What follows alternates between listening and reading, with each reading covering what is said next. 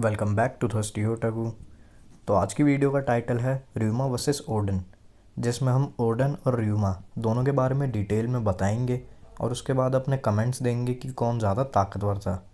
हमारे एक व्यूअर अरुण सिंह ने इस टाइटल की डिमांड करी थी और मुझे ये आइडिया भी काफ़ी अच्छा लगा, तो इसलिए हम इस पर वीडियो लेकर आ गए हैं।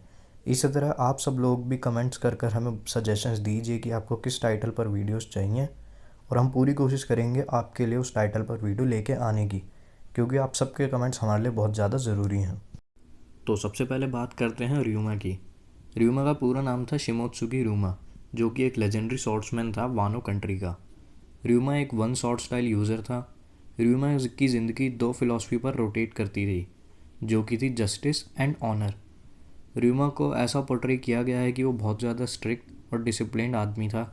र्यूमा का मानना था कि लड़ाई करने के लिए फेम से ज़्यादा किसी चीज़ को प्रोटेक्ट करना ज़्यादा ज़रूरी है। र्यूमा की एक आदत थी, जब भी र्यूमा किसी इंसान को अपनी तलवार को हाथ लगाते हुए देखता था उसके सामने, तब र्यूमा उसे तुरंत एक ड्यूअल टू डेथ के लिए चैलेंज कर देता था, क्योंकि र्यूमा का मानना था एक स्वॉर्डमैन की होती है और एक स्वॉर्डमैन के बिना स्वॉर्ड कुछ नहीं कर सकती। स्वॉर्ड की अपनी कोई विल नहीं होती, जब तक स्वॉर्ड्समैन ना चाहे तब तक स्वॉर्ड कुछ नहीं करेगी। और इस आदत की वजह से र्यूमा को कई बार इतना ऑनरेबल इंटेंशन होने के बाद भी बेवजह के खून खराबा करना पड़ता था। र्यूमा की फ़िज़िकल एबिलिटीज़ बहुत ज़्यादा अच्छी थी। र्यूमा की स्ट्रेंथ भी बहुत ज़्यादा अच्छी थी। र्यूमा के बारे में एक कहानी सुनाई जाती है। कहा जाता है कि र्यूमा ने एक बार एक ड्रैगन को सिंगल स्लैश में मार दिया था। इसी वजह से उसका नाम पड़ गया था शिमोत्सुकी र्यूमा से ड्रैगन र्यूमा। फिज़िकली स्ट्रॉन्ग होने के साथ साथ र्यूमा का स्टेमिना भी बहुत ज़्यादा अच्छा था। र्यूमा अपने टाइम का सबसे स्ट्रॉन्गेस्ट स्वॉर्ड्समैन था और दूसरों को बचाने की सोच रखने की वजह से र्यूमा को किंग भी कहा जाता था। और र्यूमा की जब मौत हुई उसके बाद र्यूमा को स्वॉर्ड गॉड का दर्जा दिया गया, उसे भगवान का दर्जा दिया गया वानो कंट्री में। वानो कंट्री में उसे आज भी सबसे स्ट्रॉन्गेस्ट स्वॉर्ड्समैन माना जाता है। तभी उसकी जो तलवार थी शीजुई, जो कि र्यूमा यूज़ करता था, उस तलवार को वानो को नेशनल ट्रेजर माना जाता है। तो ये बातें थी र्यूमा के बारे में जो अब तक हम जानते हैं। तो इसके बाद अब हम बात करते हैं कोजुकी ओडन की। अब कोजुकी ओडन के बारे में तो आप लोग जानते ही हैं। ओडन वानो कंट्री का शोगन था और शोगन बनने से पहले वो कुरी का डायम्यो भी था। ओडन पैदा ही एक्सेप्शनल हुआ था, वो बचपन से ही बहुत ज़्यादा ताकतवर था। Oden legendary pirate Gol D Roger और एडवर्ड न्यूगेट के क्रू में रह चुका है और ओडन की वजह से ही गोल्डी रॉजर पायरेट किंग बन पाया था। ओडन ही वो इंसान था जो उसे वन पीस तक लेकर गया था। अगर आप एक मांगा रीडर हैं तो ये बात आपको मालूम होगी, लेकिन अगर आप एनीमे देखते हैं, मांगा नहीं पढ़ते, तो ये सीन आने में अभी थोड़ा टाइम है। ओडन एक टू शॉट स्टाइल यूज़र था। उसकी शॉट्स का नाम था आमेनो हाबाकीरी और एनमा। ओडन फिज़िकली इतना ज़्यादा ताकतवर था कि जब उसने काइडो से फ़ाइट करी थी तब ओडन को काइडो ने धोखे से हराया था, वरना ओडन काइडो को बहुत ज़्यादा आराम से हरा सकता था और वो भी काइडो को हरा सकता था। काइडो जो आज के टाइम में वन पीस में कहा जाता है जैसे strongest creature in the world. Odin ही एक अकेला ऐसा शख्स था जिसने काइडो को स्कार दिया है। काइडो से हारने के बाद ओडन को जब एग्जीक्यूशन पॉइंट पर लेकर जाया गया था तब ओडन एक बड़े से पॉट में खड़ा हुआ था जो कि तेल से भरा हुआ था और उस तेल का टेम्परेचर था लगभग, जहाँ तक मुझे याद है, 700 डिग्री सेल्सियस। 1 घंटे तक ओडन उस गर्म उबलते हुए तेल में खड़ा रहा था और वो भी 9 रेड स्कैबर्स को अपने सर पर लेकर। उसने एक लकड़ी का बड़ा सा टुकड़ा लिया था और उस पर 9 रेड स्कैबर्स को बिठाया और तेल में खड़ा हो गया। ओडन की टॉलरेंस इतने ज़्यादा था, पेन को काफ़ी देर तक ओडन ने बर्दाश्त किया, वो फिर भी मरा नहीं था। ओडन में स्टेमिना भी बहुत ज़्यादा था। इसका एग्जांपल हमें मिल जाता है कि कूरी में, ये तो आपने एनिमे वाले लोगों ने भी देख ही लिया होगा कि कूरी में जब ओडन फाइट करता है आशुरा डोजी और उसके आदमियों से, तब ओडन पूरी रात लगातार लड़ाई करता है। और ओडन की स्ट्रेंथ, स्टेमिना और पेन टॉलरेंस को लेकर हम एक और एग्जांपल दे देते हैं। वाइट बियर्ड का जो क्रू ज्वाइन करने के लिए ओडन को एक टास्क दिया था वाइट बियर्ड ने। उस टास्क में मोबी डिक से एक चेन बंधी हुई थी और उस चेन का दूसरा कोना समुद्र में लटका हुआ था और उस दूसरे कोने को पकड़ रखा था ओडन ने। तो वाइट बियर्ड उससे कहता है कि अगर उस कोने को वो 3 दिन तक पकड़े रहेगा तो उसे वो क्रू ज्वाइन करने देगा। और मोबी डिक चलती ही रहती है, वो नहीं रुकती। तो उस कोने से वो 3 दिन तक ओडन बहता रहा। 3 दिन में बस 5 मिनट बचे थे, तब उसने चेन छोड़ दी थी, और वो भी उसने चेन छोड़ दी थी लेडी टोकी की मदद करने के लिए। उसने चेन और अपना ड्रीम दोनों वहाँ पर छोड़ दिए थे, सिर्फ लेडी टोकी की मदद के लिए। और ओडन के अटैक इतने ज़्यादा स्ट्रॉन्ग थे कि काइडो, जो कि आज के टाइम का सबसे ज़्यादा स्ट्रॉन्गेस्ट क्रिएचर है, ये बात मैं दोबारा बोल रहा हूँ, वो काइडो से 20 साल पहले लड़ा था। लेकिन जो काइडो को स्कार दिया था ओडन ने, वो स्कार आज भी दर्द करता है, और ओडन की वो बहुत ज़्यादा रिस्पेक्ट भी करता है।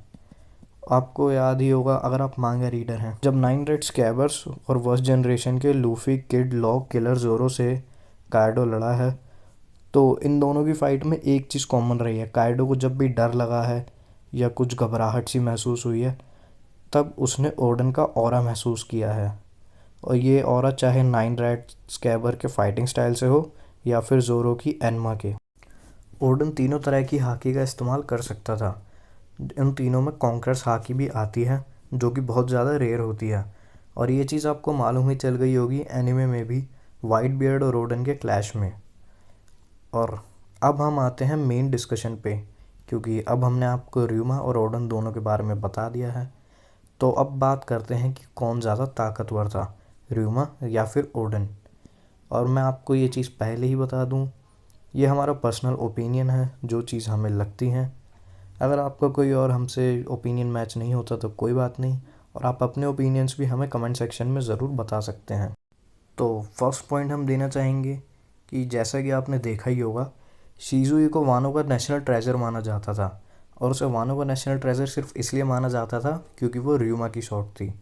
लोगों का मानना था कि वानो में जितनी भी दिक्कतें आ रही हैं, परेशानियां आ रही हैं, वो सिर्फ इसलिए आ रही हैं क्योंकि शिज़ुई वहाँ पर नहीं है। और हियोरी, जो कि कोज़ुकी ओडन की बेटी है, उसने शिज़ुई के बदले जोरो को एन्मा दे दी। इसका मतलब है हियोरी का भी मानना है कि र्यूमा बहुत बड़ा लेजेंड था, इसलिए उसकी शॉट का वानो में रहना ज़रूरी है, चाहे उसके पिता ओडन की एन्मा रहे या ना रहे। तो ये पॉइंट देखकर ऐसा लगता है कि र्यूमा ज़्यादा स्ट्रॉन्ग था, लेकिन अभी हम कंक्लूजन पर नहीं आए हैं। हम अभी कंक्लूजन पर आने पे 1-2 पॉइंट और लेंगे। तो अब चलते हैं हम अपने दूसरे पॉइंट की तरफ। हमारा दूसरा पॉइंट यह है कि र्यूमा ने अपनी शिज़ुई को एक ब्लैक ब्लेड में कन्वर्ट कर लिया था, वो भी परमानेंटली।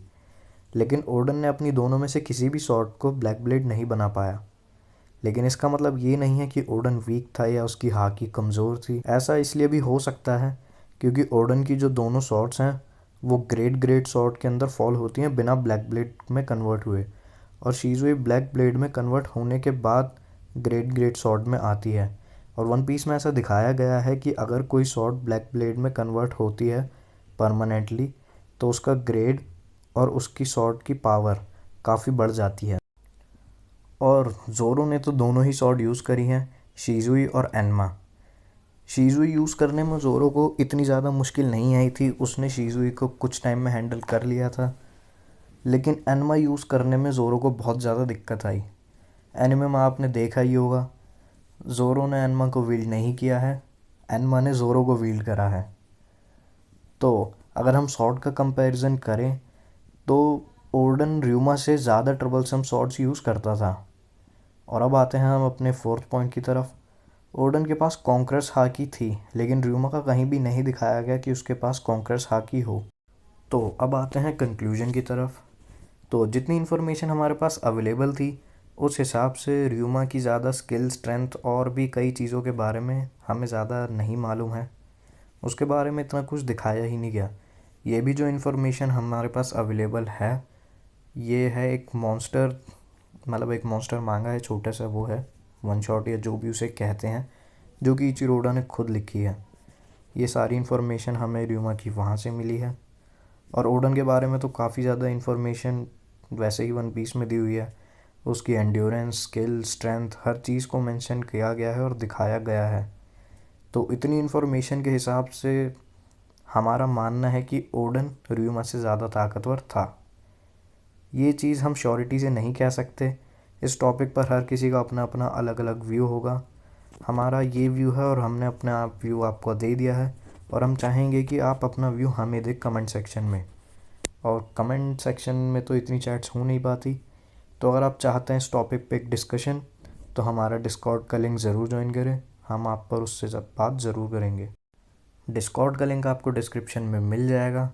और अगर हमने इस वीडियो में किसी भी चीज़ के बारे में कुछ मिस कर दिया हो तो उसके बारे में हम माफ़ी चाहेंगे।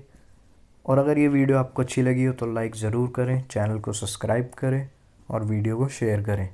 और अगर आप चाहते हैं इसके जैसे और टाइटल्स और वीडियोस, तो हम आपके लिए वो वीडियोस लाने की पूरी कोशिश करेंगे। लेकिन अगर आप हमें अपना चाहने वाली चीज़ें बताओगे, जो आप चाहते हो आपको क्या चाहिए, तो कमेंट करना बिल्कुल ना भूलें।